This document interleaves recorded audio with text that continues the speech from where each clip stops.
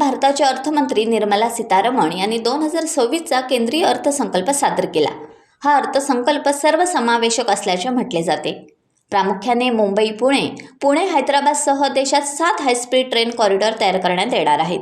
तसेच कॅन्सरच्या 18 औषधांवर custom duty माफ करण्यात आली आहे। 3 आयुर्वेद एम्स उभारण्यात येणार आहेत।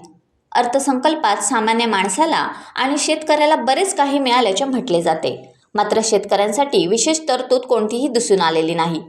2026च्या केंद्रीय अर्थसंकल्पात अर्थमंत्र्यांकडून अनेक महत्त्वाच्या घोषणा करण्यात आल्या आहेत, ज्यामुळे पायाभूत सुविधा, उद्योग आणि रोजगाराला चालना मिळेल।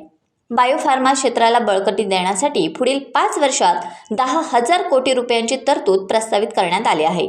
सूक्ष्म आणि लघु उद्योगांसाठी 10,000 कोटी रुपयांचे विशेष पॅकेज जाहीर करण्यात आले आहे। सेमीकंडक्टर क्षेत्राला प्रोत्साहन देण्यासाठी 40,000 कोटी रुपयांची भरीव तरतूद करण्यात आली। पायाभूत सुविधांच्या विकासावर विशेष लक्ष केंद्रित केले जात आहे। 5 लाख लोकसंख्या असलेल्या शहरांमध्ये पायाभूत सुविधा वाढवण्यात येणार आहेत। ओडिशा, केरळ आणि आंध्र प्रदेश या राज्यांमध्ये खनिज कॉरिडॉर तयार करण्याची योजना आहे।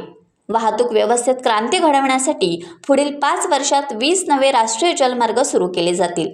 पर्यटन वाढीसाठी सी प्लेन सेवा सुरू करण्याची योजना आहे।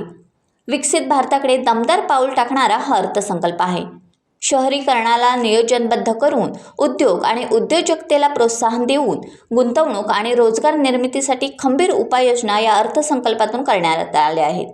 पायाभूत सुविधा क्षेत्रात 12 लाख कोटींची गुंतवणूक, शेती, पशुपालन, मत्स्य व्यवसाय आणि सिंचन यासाठी भरीव तरतुदी करण्यात आल्या आहेत, असं फडणवीस यांनी म्हटलं आहे।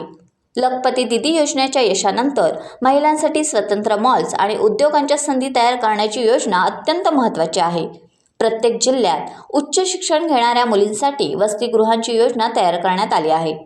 जिल्हा रुग्णालयात आपात चिकित्सा व्यवस्था उभी करण्याचा निर्णय आरोग्य क्षेत्रात मोलाचा ठरेल, असं फडणवीस यांनी आपल्या ट्विटमध्ये म्हटलं आहे।